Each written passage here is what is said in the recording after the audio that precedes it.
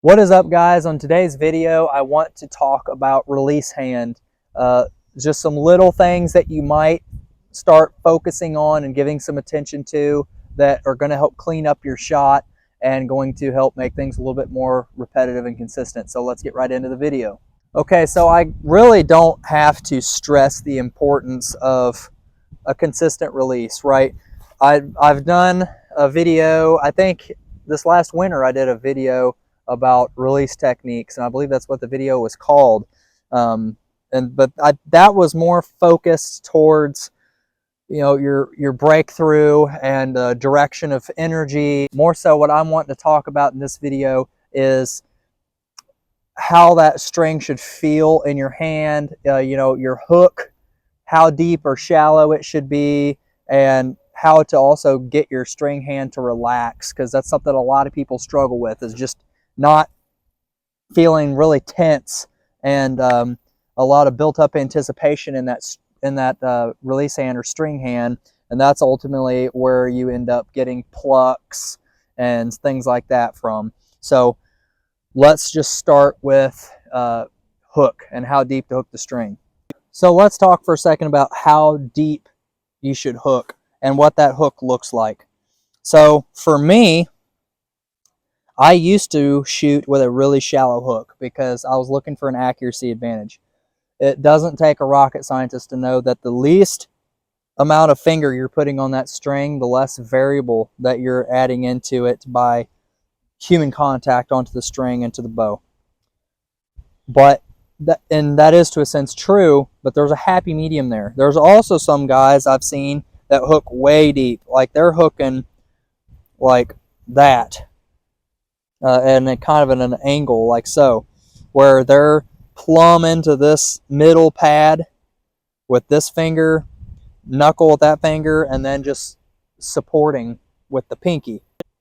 My happy medium that I landed on is just to have a flat addressing of the string, not an angle of any kind, just taking my fingers, sliding them up, staying straight in line, and being right into this first knuckle. Because what that does is it allows you to have total control of the string and comfort also. You're not trying to hold all that weight right here at the end of your fingers. You know, you're in that knuckle and you've got a good capture on the string. And as you can see, that arrow position-wise and how I'm, you know, angling my hand or my fingers, that arrow is just to the inside of my knuckles. You know, there's my knuckles in a line. When I'm at full draw, that arrow sets just to the outside there.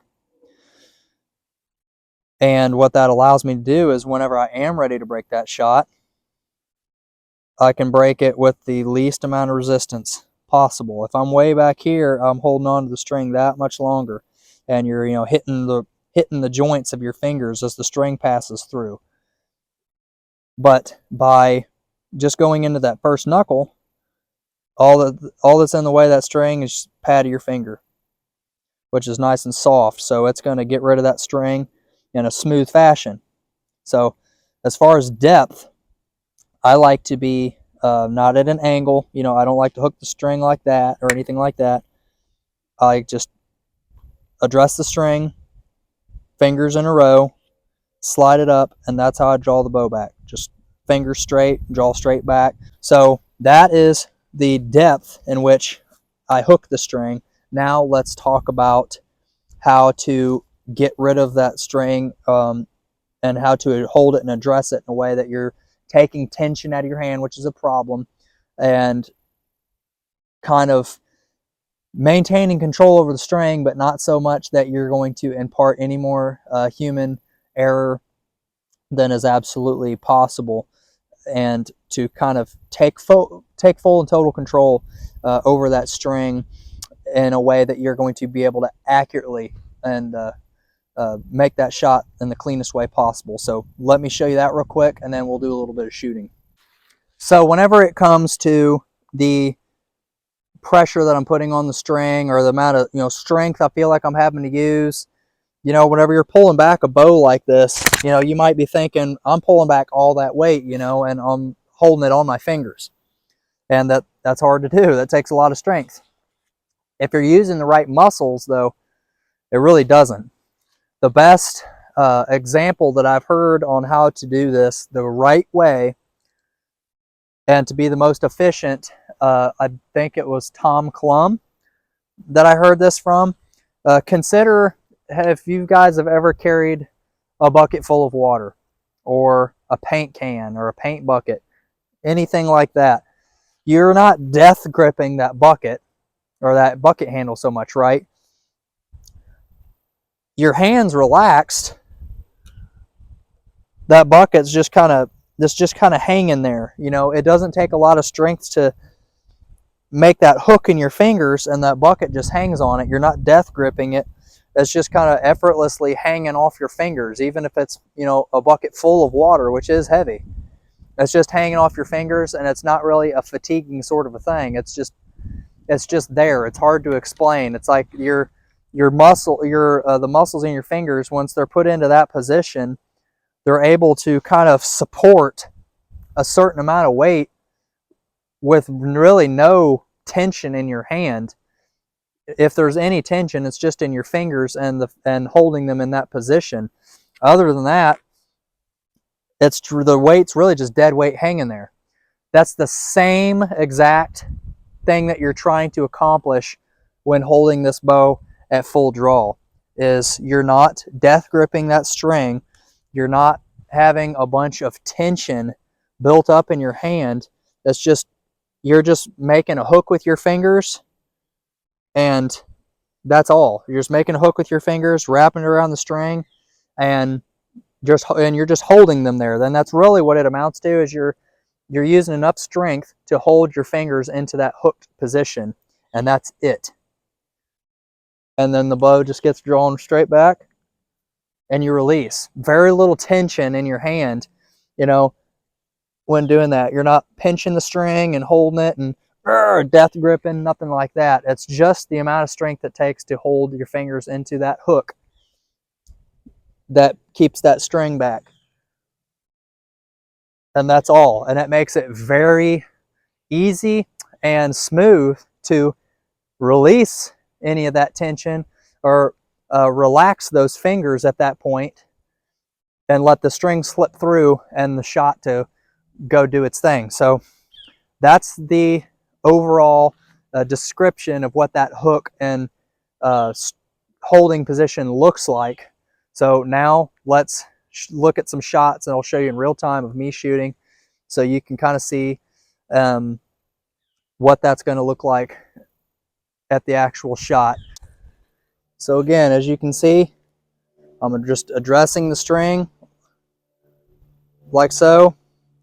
I'm not wrapping my fingers all the way around. I'm not barely hanging onto it. I'm just addressing the string in the way that I want it to be when I'm at full draw. I'm not increasing strength on it as I draw or losing anything like that. I'll start and finish the exact same way. Address the string with the way I'm going to do it,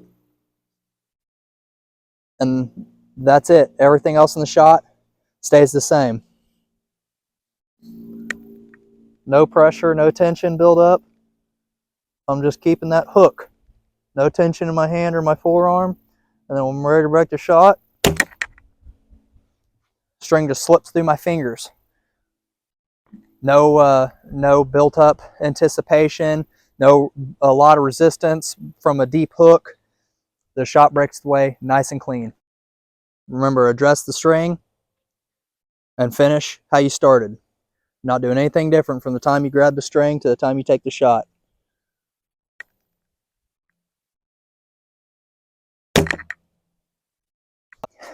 And one other last thing I want you guys to consider, that it's something that I don't get talked about a whole lot, so it's going to be a little bit of a little bonus for you, is what do you do with these two fingers, right?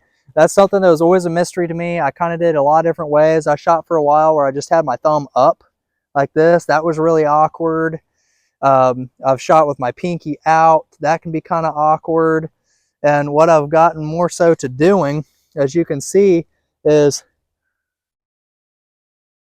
my pinky and my thumb come together. But I like to have them like that because what it does is it creates that pocket right there, as you can see, and that pocket fits right around your jaw. So it also helps you holding your anchor that way by laying your thumb over top of, I find over top of to be the most comfortable.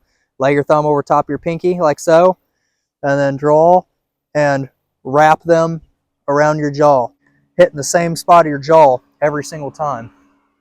And what you end up with is just a more consistent shot because you're able to put things in the same place every time. But that's a little Easter egg for you because nobody really talks about what to do with these two fingers right here. It's always about these, but that's kind of a helpful hint that I think hopefully makes some sense to you guys because it took some figuring out for me also.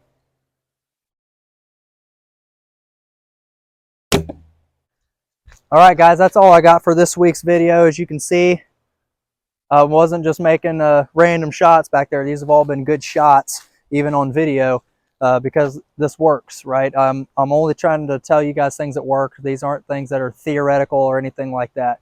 They work, and then that's what I'm trying to teach and help you guys do is improve. So thanks for watching this video. Be sure to check back in next time. Hit that bell icon so you're notified when I post new videos. I'm trying to post as much as I can just on Monday afternoons because that gives everybody something to base their schedule off of and a time to go look for them. So that is the plan going forward. Check out the links in the description box, the Amazon, the Instagram, my Teespring, all that stuff. All great ways to support the channel. And but most of all, like and subscribe and comment down below. But until next time, guys, get outside and shoot straight and get in the woods.